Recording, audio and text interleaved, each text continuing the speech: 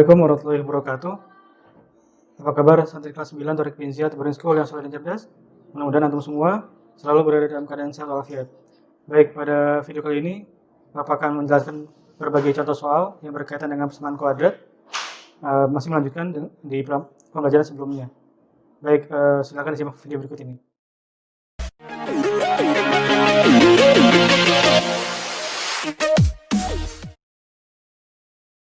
Baik, soal yang pertama, diketahui ada persamaan kuadrat, yaitu persamaan kuadratnya 3x pangkat 2 ditambah x dikurang 10 sama dengan 0. 3x kuadrat ditambah x kurang 10 sama dengan 0. Ini ada persamaan kuadratnya. Nah, pertanyaan adalah tentukan penyelesaian dari persamaan kuadrat tersebut dengan yang A dengan metode pemfaktoran, kemudian yang B metode melengkapkan kuadrat sempurna, yang C adalah metode rumus kuadrat. Ya, jadi selesaikan atau cari penyelesaian dari persamaan kuadrat di atas yang 3x kuadrat ditambah x kurang 10 sama dengan 0 menggunakan 3 metode ini. Ya. Baik, pertama kita selesaikan dengan yang A dulu, dengan metode pemfaktoran. Bagaimana caranya? Oke, pertama tulis dulu persamaan kuadratnya, yaitu 3x pangkat 2 ditambah x kurang 10 sama dengan 0. Ini adalah persamaan kuadratnya ya. Kemudian kalau pemfaktoran seperti biasa ya, antum cari dua bilangan, jika dikalikan P kali Q itu hasilnya yang belakang, yang min 10 dikali 3, atau 3 kali min 10 sama saja ya. 3 kali min 10 sama dengan min 30 ya. Kalau dikali hasilnya yang depan kali yang belakang. 3 kali min 10 yaitu min 30. Nah, kalau angka tersebut dijumlahkan, hasil yang tengah. Nah, karena di tengah ini yang variabel koefisien x-nya tidak ada angka, berarti 1 artinya ya. Jadi P tambah Q sama dengan 1. Jadi cari dua buah kombinasi bilangan. Kalau dikali hasilnya min 30, kalau dijumlah hasilnya 1. Seperti itu ya. Nah, kemudian kita cari kombinasi bilangannya. Nah, kombinasi dua angka yang menghasilkan 30, nah dari sana kita cari ya. Nah, kalau 30 itu kan bisa 1 kali 30 atau 3 kali 10, ya kan? Selain itu bisa juga 2 kali 15 atau 5 kali 6, seperti itu ya. Nah, dari sini kira-kira kalau yang dijumlahkan hasilnya 1, yang paling memungkinkan adalah yang 5 tambah 6 gitu ya. Karena selisihnya kan kalau dikurangi 6 kurang 5 kan 1. Nah, gitu ya. Jadi yang memungkinkan adalah kombinasinya adalah 5 kali 6, seperti itu ya. Nah, karena P kali Q-nya sama dengan min 30, ini tadi ya P kali Q-nya min 30 dan P tambah Q-nya sama dengan 1, maka kombinasi angka yang memungkinkan adalah min 5 dan 6. Ya, min 5 dan 6. Kenapa min 5 dan 6? Karena min 5 kali 6 hasilnya min 30. Nah, min 5 tambah 6 hasilnya 1. Ya, jadi sesuai dengan yang tadi ya, persamaan kuadrat yang tadi. Baik, kemudian setelah kita dapat kombinasi angkanya yaitu min 5 dan 6, apalagi kita kerjakan setelah ini? Susun kembali persamaan kuadratnya. Pertama 3x kuadrat, depannya tetap ya 3x pangkat 2. Kemudian karena kita ketemunya min 5 nih ya, min 5 berarti min 5x. Kemudian satu lagi apa? Karena dia 6 berarti 6x plus 6x ya. Yang belakangnya tetap min 10. Jadi depan sama belakang tetap ya 3x kuadrat min 5x tambah 6x kurang 10 sama dengan 0. Nah, kemudian kita faktorkan dua suku ya seperti video-video yang di awal ya. Kemudian 3x kuadrat kita jabarkan. 3x kuadrat itu sama dengan 3 dikali x kali x gitu ya. Kemudian kalau 5x itu sama dengan apa? Min 5 kali x. 6x itu sama dengan 3 kali 2 kali x ya. 3 kali 2 kali x. Kemudian min 10 itu sama dengan min 2 kali 5. Nah, setelah kita jabarkan ini, kita lihat dua suku pertama dengan suku kedua, kemudian suku ketiga dengan suku keempat. Nah, kita lihat mana yang sejenis. Nah, antara suku pertama dengan suku kedua itu ada sejenis, itu sama-sama variabel x ya, sama-sama variabel x. Nah, berarti nanti x-nya bisa dikeluarkan dari sukunya ya. Kemudian begitu pula dengan suku ketiga dengan suku keempat. Ada faktor yang sama yaitu faktor 2 ya, duanya sama. Nanti berarti duanya bisa difaktorkan keluar dari sukunya begitu ya. Nah, kemudian karena tadi x-nya sama, berarti x-nya dikeluarin, kurung buka. Nah, sisanya apa? Tadi sisanya berarti yang 3x sama min 5 kan, berarti 3x min 5, x dalam kurung 3x min 5, ditambah, nah tadi yang hijau ini kan duanya sama nih, berarti duanya dikeluarin, kurung buka, 3x kurang 5, seperti itu ya. Jadi ya faktor yang sama bisa dikeluarkan dari suku-sukunya. Nah, kemudian kita lihat di sini, ada yang sama ya, yaitu sama-sama 3x min 5, di sini 3x min 5, di sebelah sini juga 3x min 5. Nah, kemudian setelah itu gimana? Yang samanya ini 3x min 5 kita keluarkan. 3x min 5 dikeluarin, kurung buka. Nah, sisanya apa di sini? X sama plus 2. Berarti dalam kurung X plus 2 sama dengan 0. Ya. Jadi 3x min 5 dalam kurung dikali X tambah 2 sama dengan 0. Nah, ini adalah dengan pefaktoran. Nah, setelah itu gimana? Setelah ketemu pefaktorannya, kita cari nilai dari X1 dan X2-nya. Ya, kita cari dengan X1 dan X2-nya. Nah, bagaimana caranya? Ya, seperti yang video sebelumnya ya. Kita samakan dengan 0 ya, berarti 3x kurang 5 sama dengan 0. Berarti min 5-nya pindah ruas ke sebelah kanan jadi plus 5. Berarti jadi 3x tambah 5 ya. 3x sama dengan 5 karena min 5-nya pindah ruas tadi ya. Berarti karena depannya masih 3, berarti dibagi 3 ya. 3 bagi 3 jadi 1, habis x sama dengan 5 bagi 3, 5 per 3 gitu ya. Jadi x1-nya adalah 5 per 3. Ini dia x1-nya. Nah, kemudian x2 gimana? X2 kan tadi x tambah 2 nih, berarti x tambah 2 sama dengan 0. Nah, plus 2-nya ini pindah ruas ke sebelah kanan, berarti x sama dengan min 2. Ini berarti x2-nya min 2. Nah, berarti kita sudah ketemu ya. Jadi penyelesaian dari persamaan kuadrat yang tadi, ya 3x kuadrat tambah x kurang 10 sama 0 tadi adalah x1-nya adalah 5 per 3, x2-nya adalah min 2. Nah, ini adalah penyelesaiannya. Seperti itu. Oke, kita lanjut. Bagaimana jika soal yang tadi, soal yang apa, persamaan kuadrat yang tadi yang di awal, kita selesaikan dengan metode melengkapkan kuadrat sempurna. Seharusnya pasti sama juga hasilnya. Jadi hasilnya pasti sama, cuma beda metode saja, gitu ya. Nah, kalau metode persamaan kuadrat, pertama kita tulis dulu. Ini persamaan kuadratnya yaitu 3x pangkat 2 yang tadi ya, ditambah x kurang 10 sama dengan 0. Ini adalah persamaan kuadratnya. Nah, kemudian kita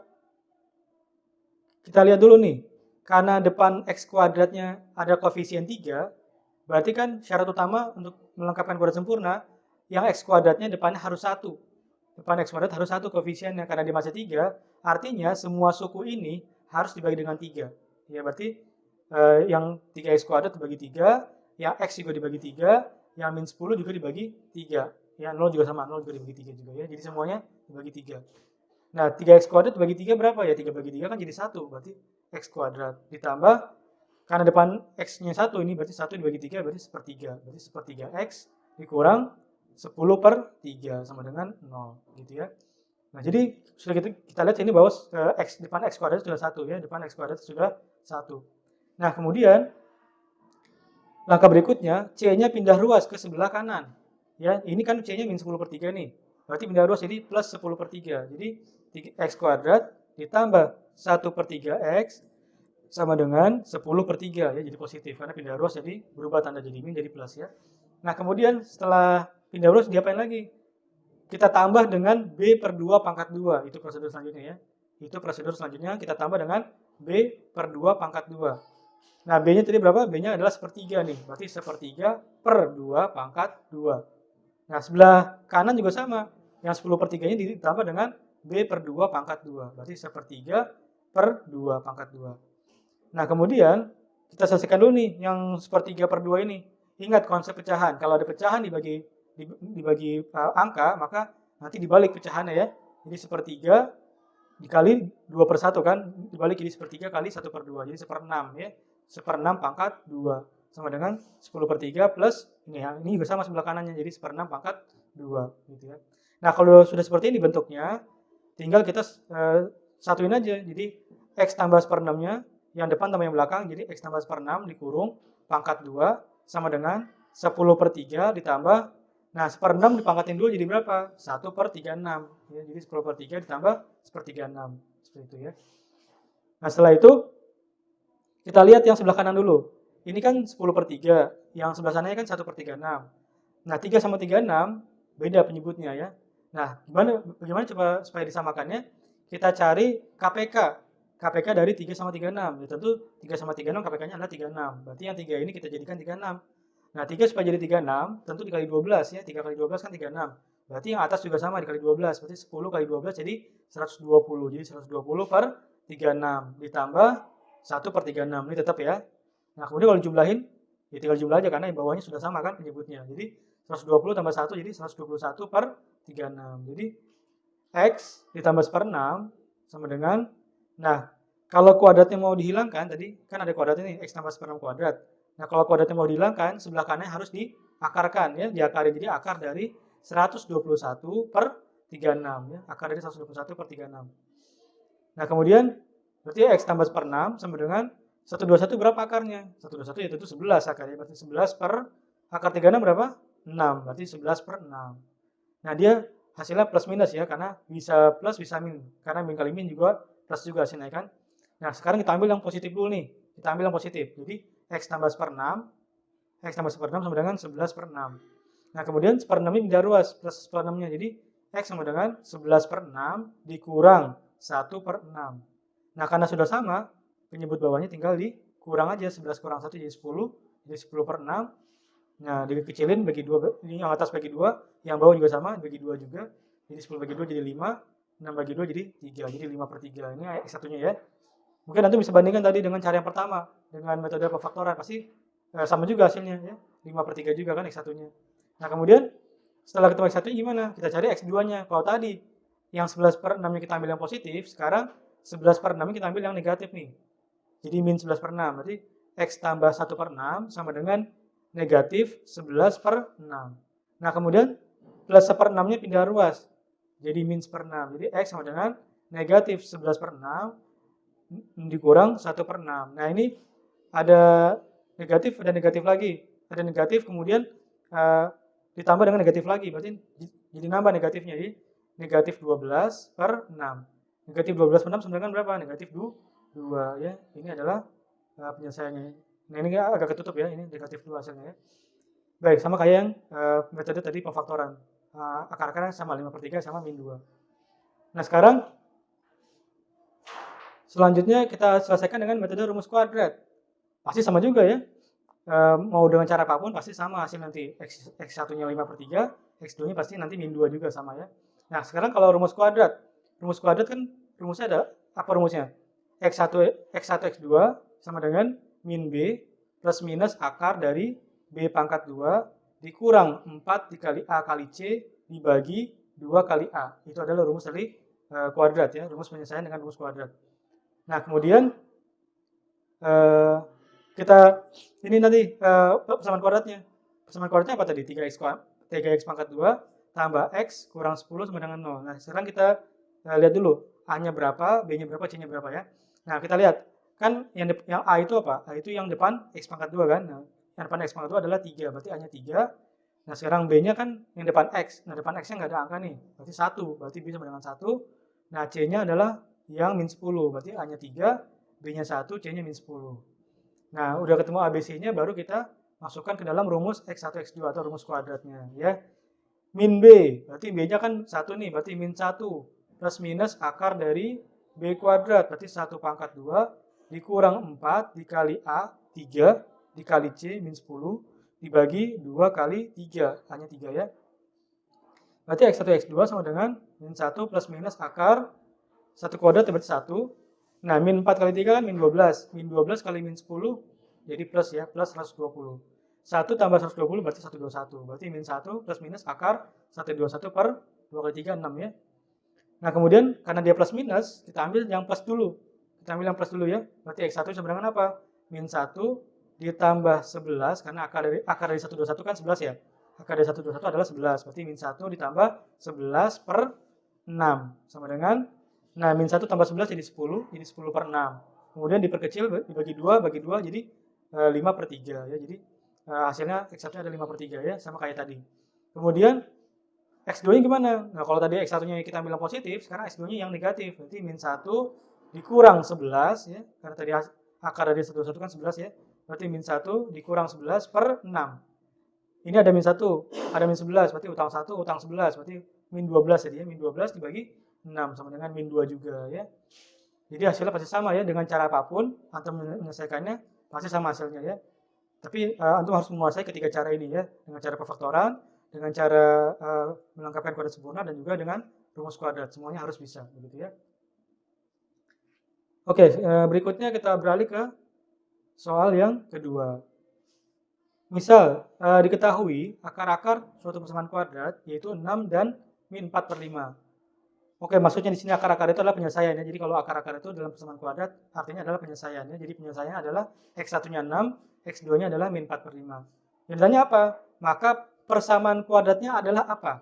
maka persamaan kuadratnya apa gitu ya. Kalau X1-nya 6, X2-nya adalah min 4 per 5. Baik, seperti yang video sebelumnya yang sudah Bapak jelaskan, rumus menyusun persamaan kuadrat itu ada dua ya, ada dua kondisi. Pertama, jika akar-akarnya sudah diketahui, berarti X1-nya sudah ada, X2-nya juga sudah ada, maka rumusnya apa? Rumusnya adalah dalam kurung X kurang X1 dikali X kurang X2 sama dengan 0. Ya. Ini adalah rumus dari menyusun persamaan kuadrat jika akar-akarnya sudah diketahui. Nah, kalau sudah seperti ini gimana? Tinggal masukkan saja X1-nya berapa, X2-nya berapa, tinggal masukkan ke rumusnya ini. Baik, kita masukkan X1-nya 6 kan, X2-nya min 4 per 5, berarti X dikurang 6, ya, kali X dikurang, nah, hati-hati nih, karena dia min 4 per 5, berarti dikurung lagi, min 4 per 5, jadi yang ini adalah negatif dari rumusnya, yang dalam akar ada, yang dalam kurung adalah negatif dari angkanya ya, min sama min. Nah, kemudian min sama min kan tentu jadi plus ya, berarti X kurang 6 dikali X tambah 4 per 5. Kemudian seperti biasa, depan kali belakang, kemudian min 6 kali X, min 6 kali 4 per 5. Ya.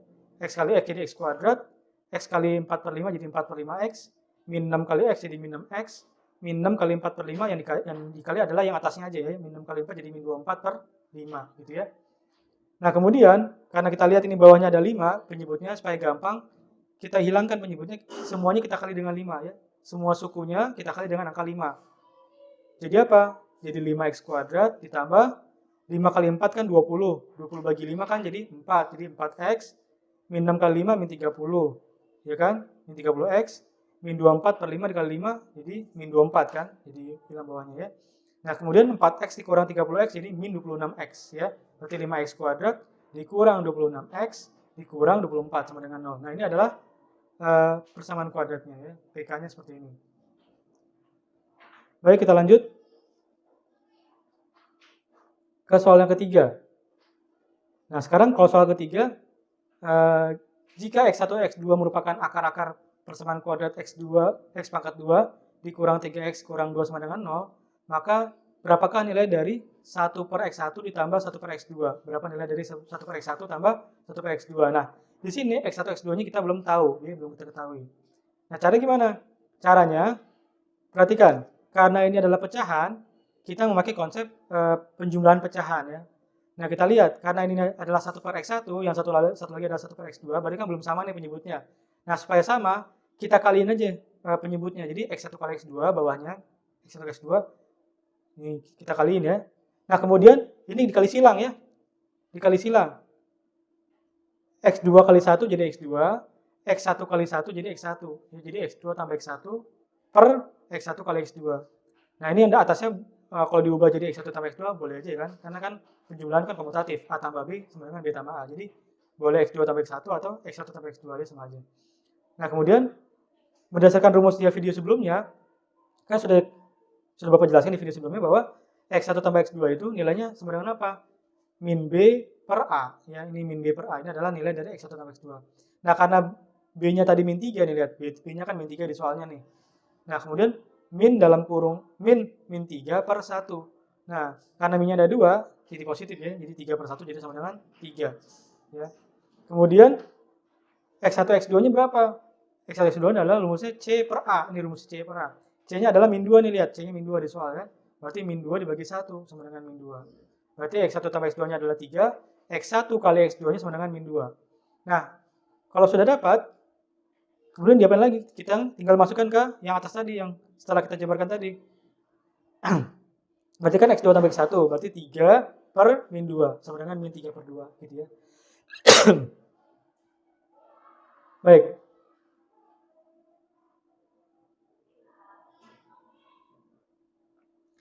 Kemudian soal nomor 4.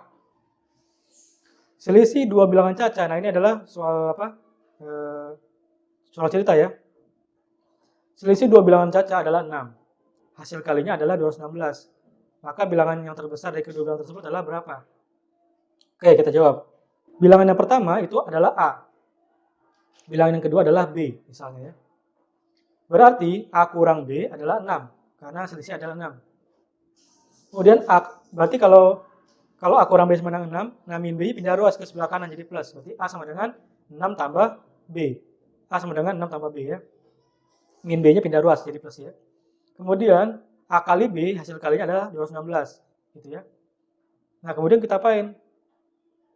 Masukin, karena tadi A-nya sama dengan 6 tambah B, berarti A yang di A kali B ini A-nya diganti dengan 6 tambah B. Berarti dalam kurung 6 tambah B dikali B sama dengan 216. Jadi ganti A-nya dengan 6 tambah B.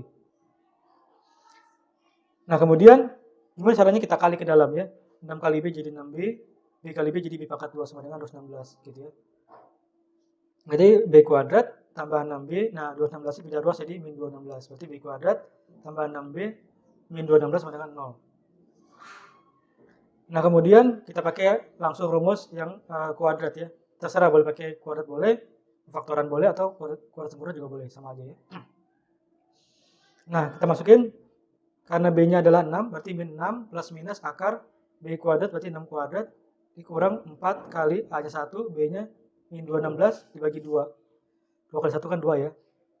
Nah, kemudian min 6 plus, nah 36 tambah 84 kan berarti 900, berarti 36 min 6 tambah akar 900 dibagi 2. Akar 900 kan 30, berarti min 6 tambah 30 per 2. Min 6 tambah 30 berapa? Ya 24 kan, berarti 24 bagi 2 sama dengan 12 hasilnya ya. Oke, kalau bilangan pertamanya 12, berarti bilangan kedua berapa? Karena dia selisihnya harus 6, berarti kan kemungkinannya bilangan keduanya 6 atau bilangan keduanya 18 ya. Ya, kan selisihnya harus 6 ya. Nah, kita lihat kalau bilangannya 6, nggak mungkin karena 6 kali 12 hasilnya 72. Berarti pasti 12 berarti 18 berarti bilangan keduanya ya. Karena bilangan satu ada 12 dan selisih bilangannya ada 6, kemudian hasil kalinya ada 216, maka bilangan kedua harusnya 18 gitu ya. Sehingga kalau dikaliin 12 kali 18 hasilnya 216. Berarti terlihat bahwa bilangan yang terbesar adalah 18 seperti itu ya. Baik,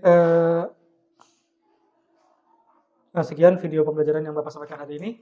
Mudah-mudahan Antum bisa memahaminya. Jika memang belum paham, ya silakan diulang kembali. Karena video ini hari ini adalah contoh soal pengulangan dari materi-materi yang sudah Bapak ajarkan sebelumnya. Baik, terima kasih atas perhatiannya. Assalamualaikum warahmatullahi wabarakatuh.